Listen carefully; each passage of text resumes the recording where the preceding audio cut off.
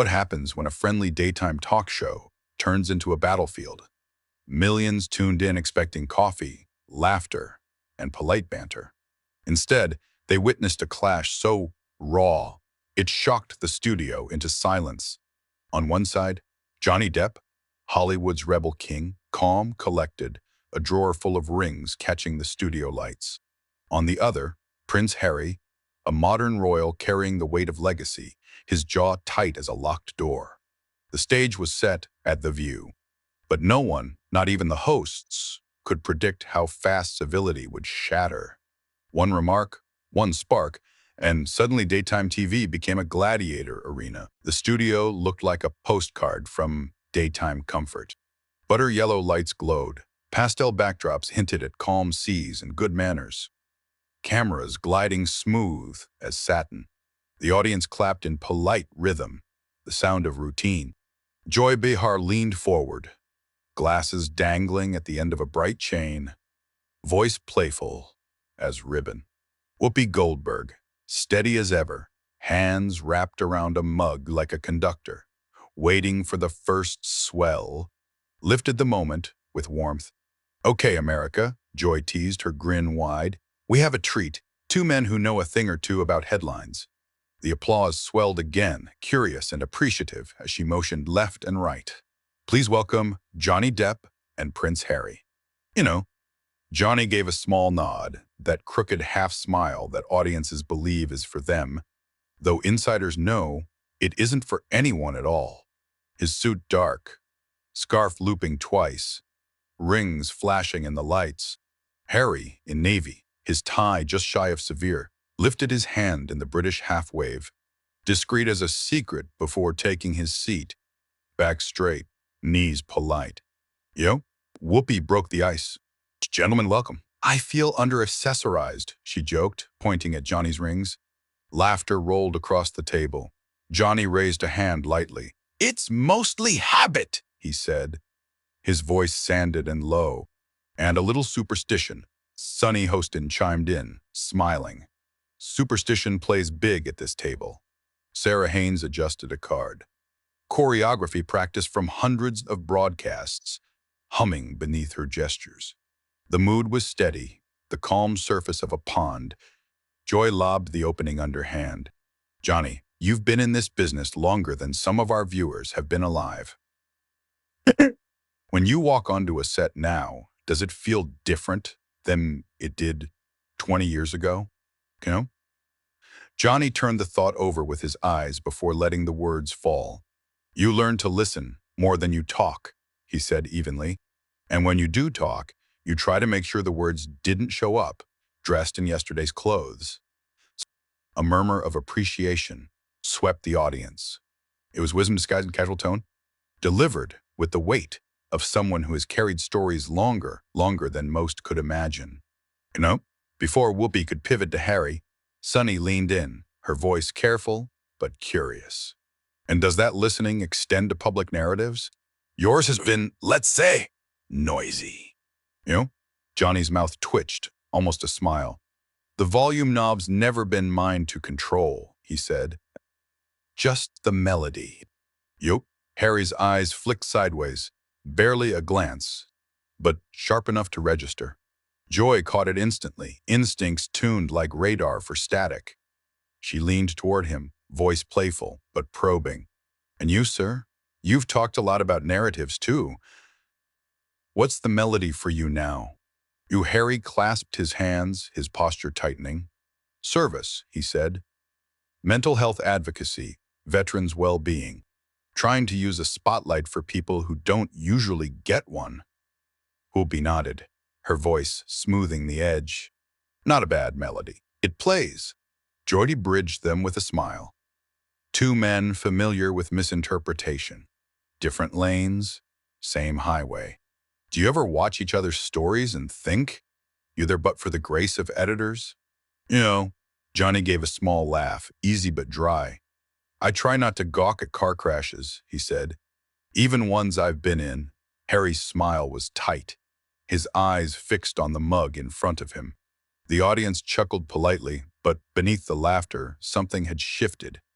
A micro-fracture, a spark no one could yet see, waiting for dry tinder. The air in the studio was still warm, but the temperature had shifted by degrees invisible to cameras.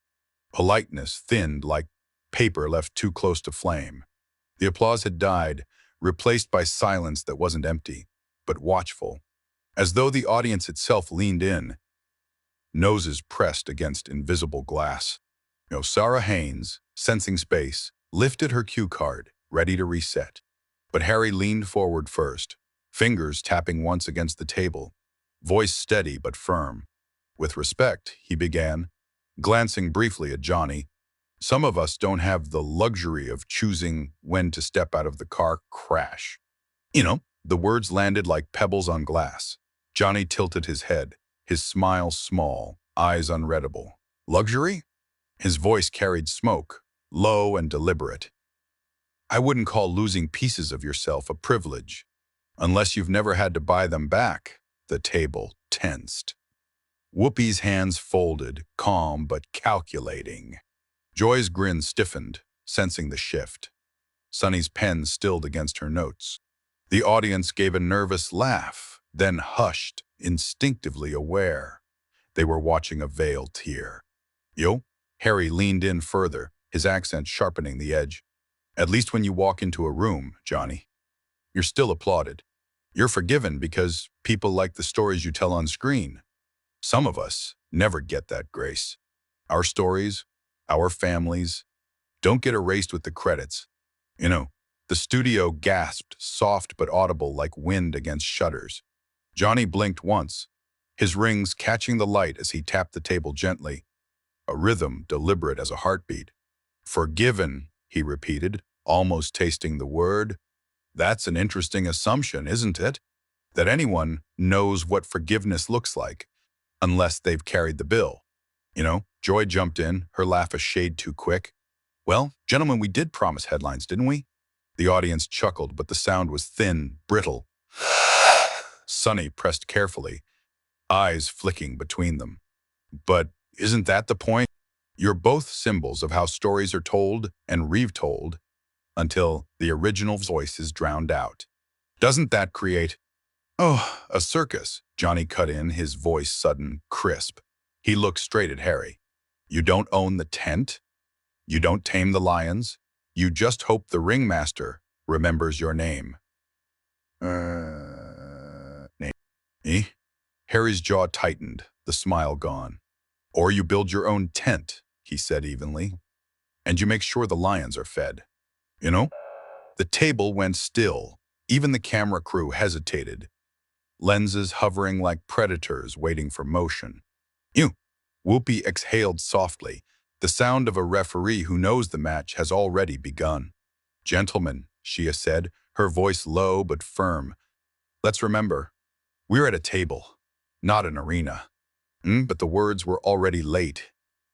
The arena had formed itself, invisible but undeniable, built from pride and old wounds. The audience could feel it in their bones. This was no longer conversation. This was duel. By now, the air on set wasn't just charged. It was combustible. What began as polite sparring had thickened into something sharper, unscripted, almost primal. Viewers at home leaned closer to their screens, sensing that something extraordinary was about to spill out. Prince Harry straightened in his chair, his voice no longer framed by courtesy. You speak about surviving storms, Johnny, but you chose your storms. You stepped into them, sometimes even lit the match yourself. For me, the storm never stopped. I was born into it, chained to it, no matter where I ran. Kano?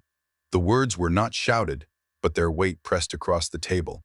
A ripple went through the audience, a low, collective murmur that studio microphones barely caught.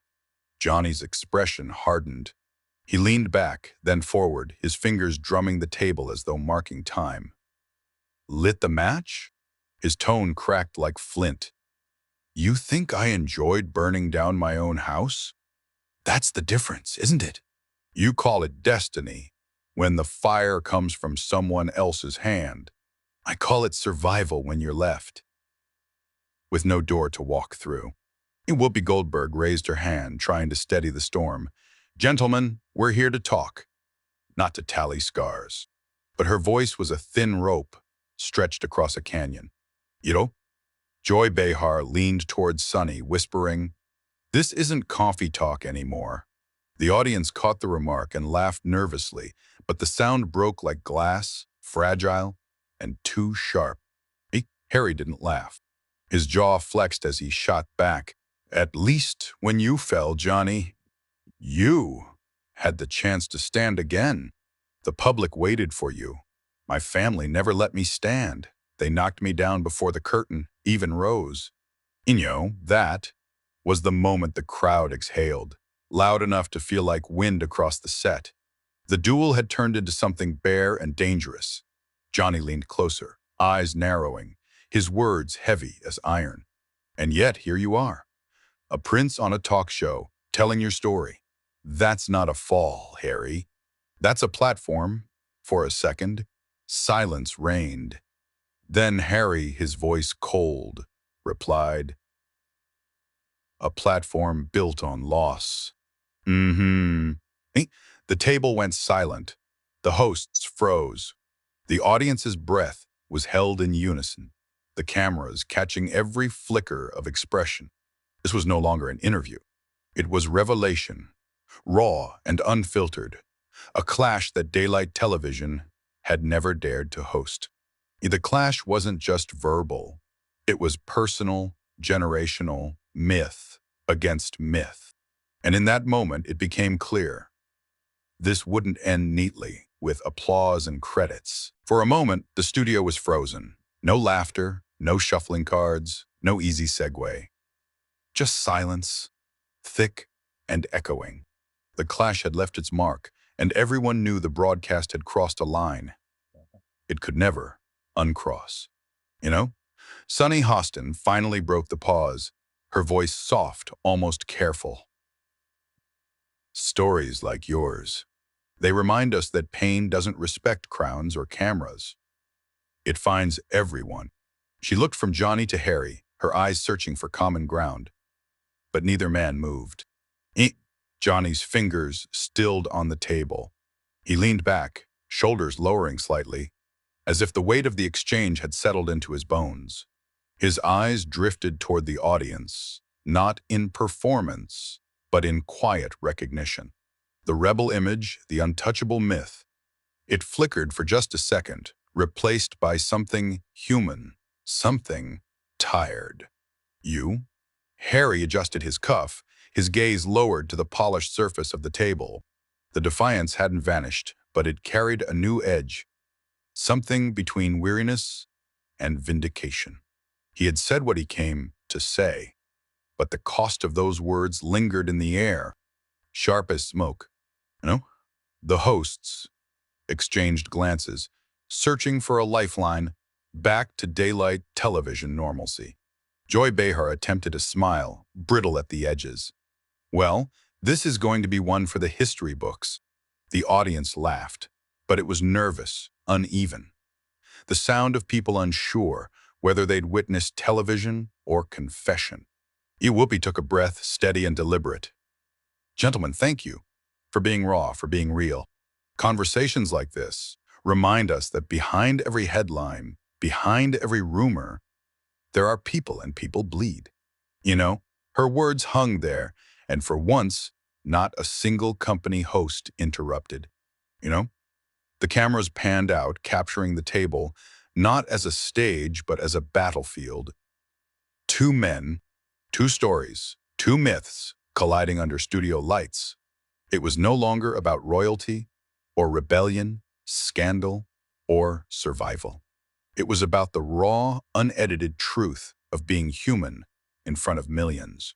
As the credits rolled, the audience erupted into applause, loud, uneven, almost desperate to break the spell. But the clash lingered, etched into the walls of the studio and into the minds of every viewer at home. In that silence between words and applause, one truth became undeniable. Daytime television had just rewritten its own rules. By the next sunrise, the clash had already slipped its way into every corner of the digital bloodstream. Clips, trimmed and sharpened, ricocheted across timelines and feeds. 10 seconds here, 30 seconds there, millions of views piling up before breakfast. The View had always lived in headlines, but never like this. Yo, Johnny's half-smile became a meme. Captions ranging from pirate wisdom to king of comebacks. Harry's sharp retort landed as both a rallying cry and a lightning rod. The internet split in two, tribes forming, arguments multiplying, hashtags firing like sparks in dry brush. Tusa Depp Harry trended for 48 hours straight, each tweet another voice, in a chorus that no one could control. You know? Morning shows replayed the footage on loop, anchors leaning forward in performative astonishment. Was it a cultural clash, a generational feud, or simply two men who refused to be reduced to sound bites? Newspapers dressed it in ink, analysts pulled it apart, frame by frame, debating body language as if it were foreign policy. But beneath the noise, something quieter stirred. Fans on both sides saw not just confrontation, but confession. Harry's voice breaking slightly when he spoke of legacy. Johnny's gaze drifting when the armor slipped. In those unscripted seconds, millions recognized fragments of themselves. The weight of being misunderstood, the fury of being defined by strangers. You know, The View had not staged a performance. It had unveiled a wound, and the world, for all its noise, felt it. Months later, the clip still lingers like an ember refusing to die. Buried in reaction videos, dissected on podcasts, repackaged by news panels, it survives as more than just a spat between celebrities. It has become a cultural mirror, reflecting what happens when myth collides with flesh, when carefully curated images unravel under the pressure of honesty. Johnny Depp, retreating to film sets and quiet interviews, never directly addressed the confrontation. Patient. But the internet immortalized his half-smile, that strange mix of amusement and exhaustion, as if he'd said everything without saying a word.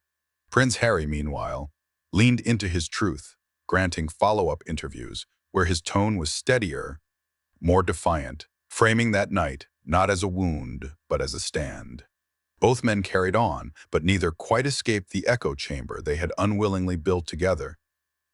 And for The View, the studio never looked the same again. Ratings surged. Yes, but something else had shifted. The table was no longer just a platform for daytime debate. It had become an arena where legends stumbled, where titles meant nothing, where every pause, every glance, every unscripted breath might ignite a storm. What began as a segment became a spectacle. What should have been polite conversation became theater. And what ended as silence became memory. Because in the end, it wasn't about Johnny Depp or Prince Harry alone. It was about us, watching, judging, projecting our own fears and frustrations onto two men under unrelenting light. The gladiator arena of daytime TV had claimed another battle, leaving behind not a winner or loser, but a story too sharp to forget.